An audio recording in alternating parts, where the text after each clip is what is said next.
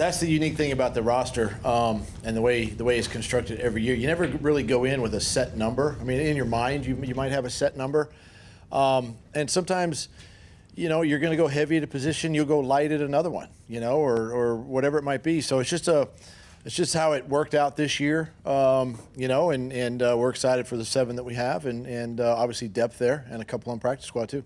Walk us through with Elijah. Obviously, he was a guy you signed as an undrafted free agent. There was interest there. You obviously don't want to expose him to waivers. So what was the process with him throughout the course of the summer to eventually get him on the 53? Well, I think like Coach said, you never go into it trying to determine ahead of time how many you're going to keep at any one position. I think, do I really need this? Yeah. Okay, I'll use it then. But, he's just a young man that just kept showing up. He comes to work every day. He's got a great attitude. He's obviously got the tools, the physical tools. He's 6'4 plus. He's long arms. He's got a great catch radius, and he was making plays. Trent, you got to be pleased with your draft class when you see this many of the guys able to stick on the roster. Well, I think first of all, it's not my draft class; it's our draft class. A lot of people had a lot of input in what we did. So it's nice to see when they come in and they are who we thought they were, and in both ways. They are who we thought they were as players and as people. They're great people. They worked their hind end off, and it was good to see. Is the thinking on Devon significantly longer than 4 weeks, or no? No, right now, he had a medical situation. It was addressed. We put him on NFI, so that's a 4-week. How long it lingers past that, we don't know yet. What kind of growth did you guys see out of Chason and Yasir Abdullah in training camp and then this preseason? I think with Caleb on, coming off of last season, the growth and the potential that he had from last season going into this off season, and you see a guy that understands the defense. He's a great, in setting an edge in the run game. He gives you some really good pass rush, and a veteran player, and Yasir, just a young, athletic, quick, still learning, very raw, at the position, but somebody that can come in and really give you a change of pace, edge rusher, and that's what we're going to see and use him, in that situation. Back to Devon, as far as, is he on the reserve IR or is he on NFI? No, he's on reserve IR. He's on reserve Yes.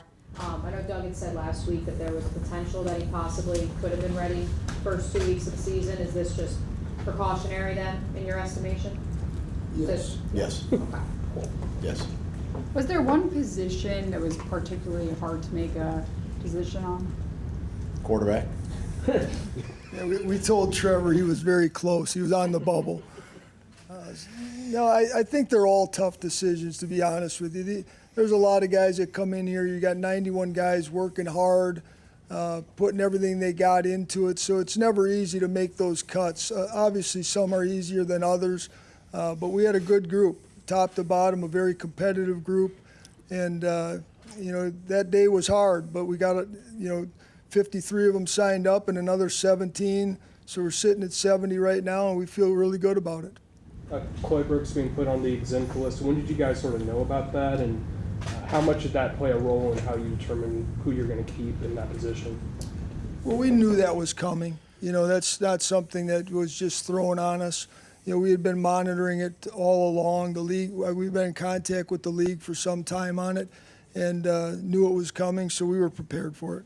And then how did that sort of shake up, I guess, that cornerback room, keeping 3 guys with a little bit of limited experience, I guess? Who are you referring to? The 3 guys, Brown, Gregory Jr., and Braswell. I think 9 games between them. Well, we feel good about all 3 of them, obviously. Good enough to keep them on the 53 and feel good about their upside. Greg Jr.'s competing for that nickel spot right now. Monteric's done some very good things through camp and has earned that spot. And, Christian, a very talented young guy. He had a little injury bug early on, so he missed some time, but really excited about his potential. A couple other injury questions. With Calebon, I know you referenced knee tendonitis. Is that what's kept him out? He had a baby this week, or not he, his significant other had a baby this week, so that's why he was excused. Sweet. Yeah. Congrats, Calebon. Yeah. And then Tyler Lacey didn't dress on Saturday, and I know he was a little limited, wasn't at practice either. Are we able to disclose? He's got a little hip deal going on right now. Again, we're monitoring that. We're day to day with him, and we'll see where he's at Monday when he comes back in the building. While you're on injuries, Antonio Johnson, how is his hamstring progressing? Any chance for week 1 with him? Again, not going to put a timetable on it, but he's progressing nicely. This weekend will be good to kind of rest it a little bit, and then he'll still get treatment, these next few days. But from a running standpoint, see where he's at Monday. We'll monitor it again, but I would probably lean towards not playing, in the first game just because of the nature of the injury. You know what winning rosters look like? You guys think you put one together to be a contender? We'll find out. Listen, it's a long season. Obviously, we know we got the quarterback. We feel like we got the skill, around him. And the pieces are there, obviously, but it's a long season, and injury plays a part of this game. And I don't look past today. Honestly, get through today and then focus on next Monday and, get the guys back in here. And the one thing I will say, though, with this team is they're in the right frame of mind. They're leaving today for the holiday weekend, eager to get ready and really, put training camp behind us and start, focusing in on the regular season. So I'm excited about that. But as far as where we can end up, that's way too early to tell. Trent, if you don't mind me jumping and asking a similar question, when you put this roster up on the board, are you comfortable that you guys can do some things? Ditto coach's answer, But obviously, we feel good about the group we have. And as Coach said, it's a long season. A lot factors into a team's, the final outcome. But it's a good group of guys. They work hard. They're close-knit, both in the locker room and outside the walls of this building. So we're looking forward to getting rolling here in a week against Indy, and we'll take them one at a time from there. Where is the chemistry? We talked about how good the chemistry was last year. Where is it maybe taking another step, another level? I just think the guys have been around each other now for a full season. They've been around us as a staff. They know how we operate, and I just think that's where the confidence comes from and the closeness of the group. You got the same leaders that are here. And that's huge. You're not changing. A lot of those players out. It's the same guys that we worked with last year. They've matured 1 year. They know everything about us, and that's where it comes from. You've often said that you guys are always looking for ways to improve. But when you look at your skill position players, running backs, wide receivers, tight ends, quarterback, would you say it's fair to say you'd be hard pressed to find a better collective group? I would say that's fair. With those positions that you mentioned, obviously the running back room is young, and we're excited about those guys. TJ's had a really good training camp. Tank is really impressed. Dearness is a guy that came on as we signed him in the spring, and he came on and did exactly what we thought he could do, and also be a special teams contributor. Jermichael Hasty. There's a young group of guys. Jermichael's the oldest guy in the room, so he's the veteran in there, and now Snoop on the practice squad. We really didn't want to lose Snoop if we didn't have to, and we got him back. And when you look at that group, the positions are young. They're energetic. There's great leaders in there. There's great veterans in those rooms. And so that's a hard position. If you're looking outside the building, you don't want to look too far. As a follow-up, when you took the job, other than Trevor, I believe you guys had only like 4 skill position holdovers. I think Tim Jones was one of them. ETN was another one. And there was a couple others. When you look at where you're at now with between the draft picks, the trade, the free agents, are you pleasantly surprised that it has elevated that much in such a short time? When you're in this building and you know how we operate inside this building, and working with Trent and his staff, and understanding the dynamics, we've had had draft picks, and we've had, you know, the money to spend in free agency the last couple of years, and you know, we understand the roster changes every year, but we needed to get better, and we needed to get better in a hurry. You know, in order to put a championship roster together, that's what you got to do, and you got to take some risks, and you got to kind of go out on a limb sometimes with some of these players. But I say that to say this: you don't go out on that limb without having the confidence that that limb's going to support you, right? So, you know, the fact that we dialogue every single day and we communicate, and we you know, incorporate the coaching staff and the personnel staff. I mean, you can put together a roster in a hurry, you know, and we've been able to do that these last couple of years. Obviously, you know, we still got to play and we still got to coach, you know, and a lot of things, you know, have to go your way. But obviously been really surprised. I shouldn't say really surprised. Been really pleased with where we are and how fast we've gotten there. Trent, what happened to Garrett Prince? You were been pretty high on him for a while now. Did the numbers just not work at the position? Yeah, I think that factored into it. You know, Garrett's a good young player, and he's going to go on and do some good things in this league. It was just a numbers game. It was keep 7, keep 4 running backs, keep 7 wide receivers, or keep 4 tight ends. We went back and forth, and we just decided that was the best course of action, knowing there was a great chance that if he wasn't here, he would be somewhere else. But you wanted him on your practice squad. Absolutely. And when a guy signs on somebody else's practice squad, is that kind of maybe an uppercut, shot to the gut a little bit? Well, I think they look at opportunity too, and what they're dealing with ahead of them, and that's a pretty good room, as Coach mentioned earlier. So I think they're all looking for opportunities on how they can get on the field and be a part of it, right? Be a part of the 53. If it's their choice, they'd rather do that than be on a practice squad, and I think that's what Garrett looked at, and we respected that. Do you look at this as a 58-man roster because of the five extras you have? Well, maybe today, but tomorrow that could change, right? You know, injuries are such a factor in this game, and you can never have enough good football players. So we're going to do everything we can to continue to look, continue to build, and you know, we're not done. Like I've always said, you're never done building the roster because things can change so quickly in this business. I know Doug had said he likes just the one cut, you know, going instead of the 3 that you used to have. But did that make it tougher for your department because you've got all this glut all of a sudden at once?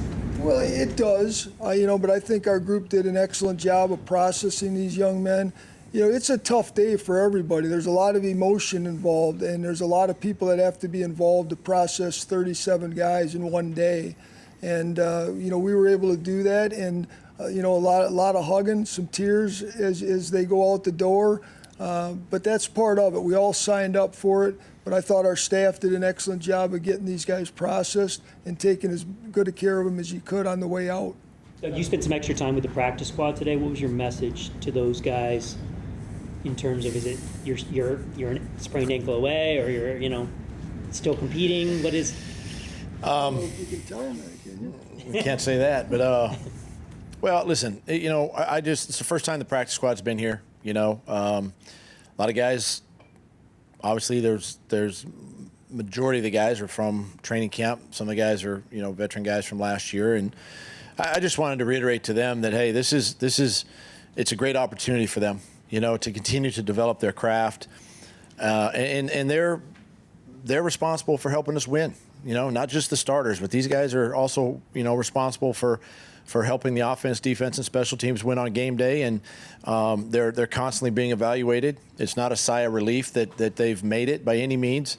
And yes, they are, you know, that ankle sprain or a knee sprain away from being activated, or, you know, being picked up on another roster. You know, so they got to continue to work. That was kind of the message, and they will. It's a good group. You know, we signed a couple guys off of other rosters as well, and it's a good mix of players. Were you glad to get Josh back on the practice squad? How was that process? I mean, as a dad, yes. Yeah. You know, but no, I think yes, I am. I mean, and all the guys that we had in training camp, you want them back. You want to keep them all, as Trent said, and.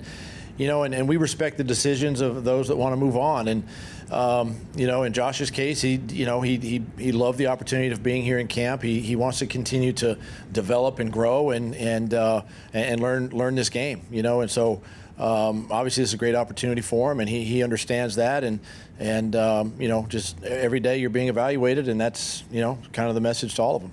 How much can staying in the system with the coaches, help a guy like Nathan Ward kind of develop over the season? You talking about Nathan? Yeah. Well, I think it's important, especially he went through all the off-season stuff and training camp with us, and knowing our system and everything, and now he gets to go through a regular season with us. Obviously, we know that at that position, it's what he did in training camp. Obviously, raised some eyebrows around the league, for him, and that's a good thing, right? But at the same time, again, he's in that room for a reason. We wanted him back, for his development, for his growth, and it'll be a great opportunity for him. Looking ahead to week 1, you're going against a team with a rookie quarterback and a new coaching staff in place. What sort of challenges does that present? Well, we've been in this situation before. I've been in this situation before when you're going, against whether it be a new head coach or coordinator, something of that nature. We know defensively, with Gus, just exactly, we played them, twice last year. We know kind of what their structure is and all of that. But, offensively and the type of quarterback they are, I mean, we got to look at a lot of film. We got to look at, you go back and watch his college tape. We got to go back and watch some of the Philly stuff, what they did in preseason, and just have a great plan. As we practice next week and head into next week, there's obviously going to be some unknown.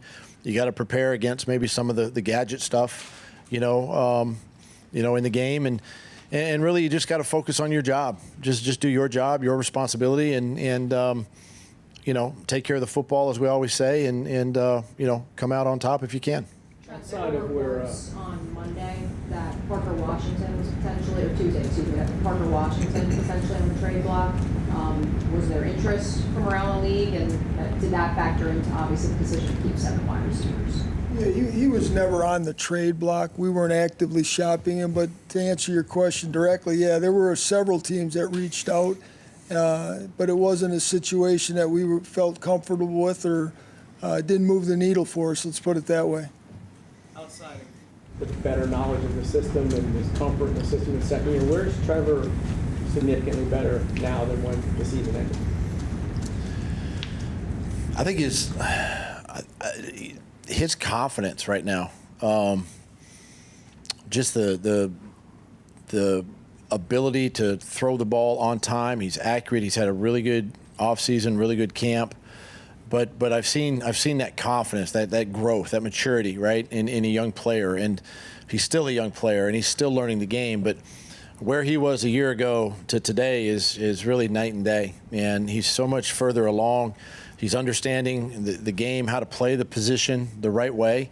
Mike McCoy does a great job, obviously, of coaching that into him and all the quarterbacks. But to me, it's just that confidence, it's that leadership ability that he possesses, and that's encouraging. And he's continuing to grow and continuing to get better. And he's also one of the quarterbacks that's been in the conversation for one of the top in the AFC, as he should be, but he knows he's got to put in the hard work, and he's got a great group of guys around him to help support that.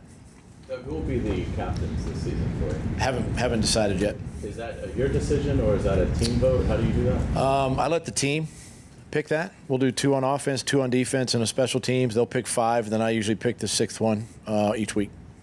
Yeah. There have been some injuries on the offensive line. Just wondering your level of concern for that position group. Tyler Shatley's just coming back, Bart's just coming back, guys like that. I would say Barch. Barch played well, in this last game and did some really nice things.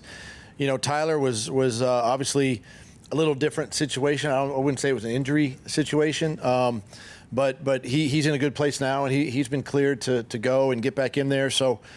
We know Anton has missed a little time, but he's healthy and good. We feel really good about where our offensive line is health-wise going into the regular season.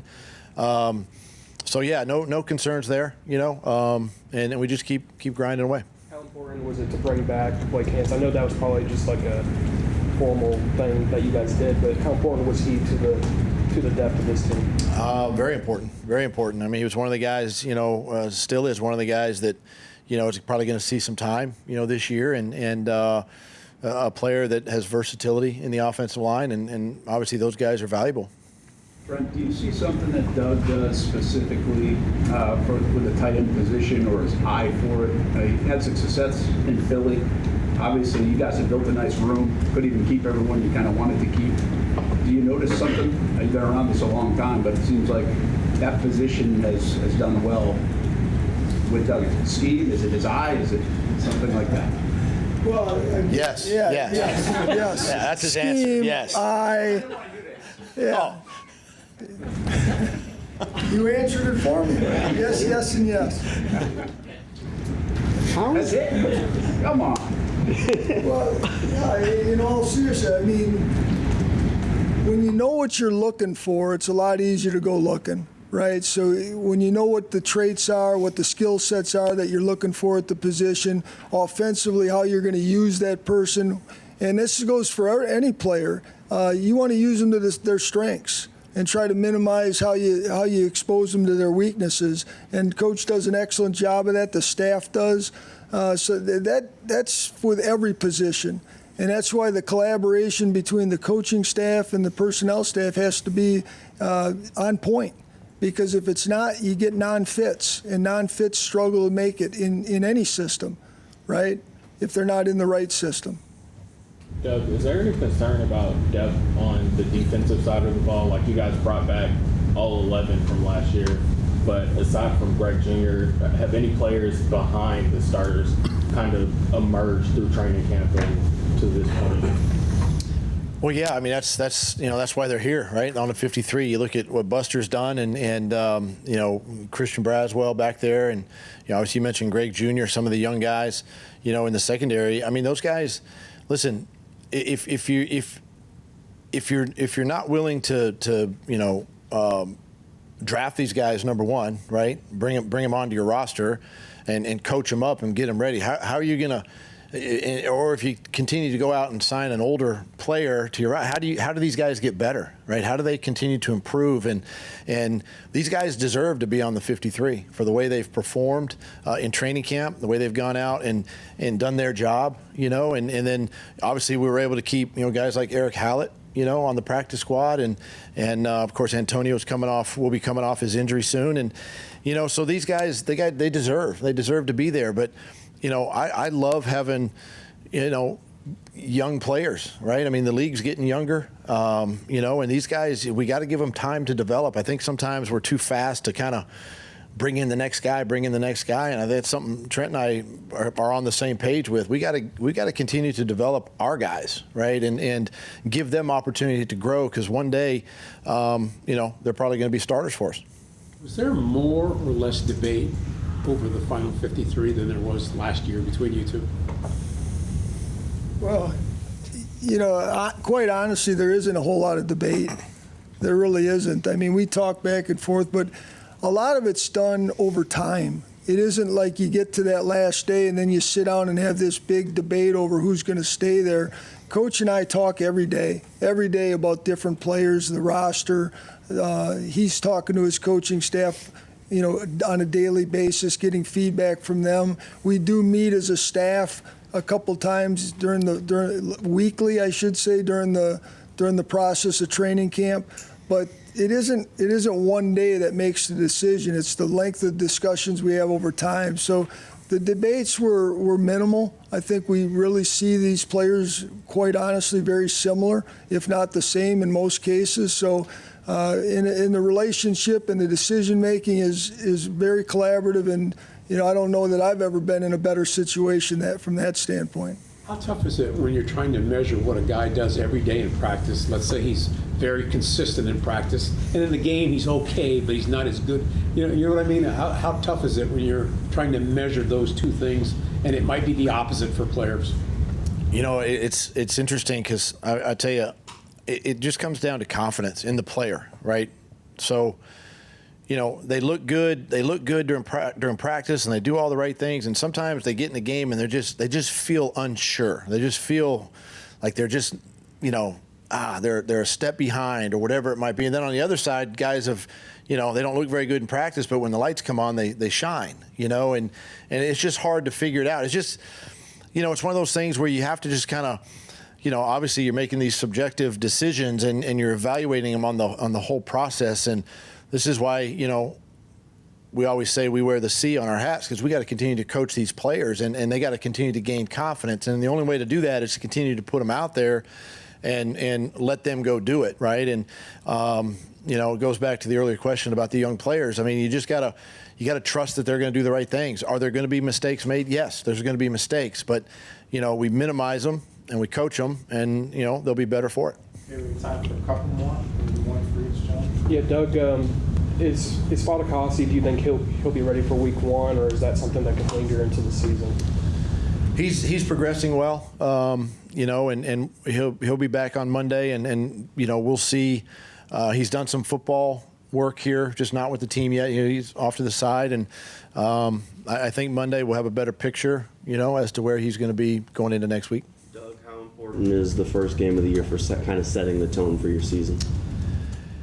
I mean, well, this year is obviously very important, right? It's a division game and it's on the road, and it's something, and we didn't fare too well down there, last year. So, yes, it's important to get off to a fast start, to try to win that first game, obviously, and go play well, and that's why you have a week of preparation to get the team ready to go, and you just go down there with a lot of confidence and be ready for a good football team, a good young football team, particularly on offense, with some of their skill and ability, and a big, strong, athletic quarterback we saw in the preseason who's hard to tackle, and so those are all the challenges that face us, and but we worry about ourselves. We focus internally on us, get better every day, and go play. Trey Herndon, you're starting nickel, the third corner right now. Yes.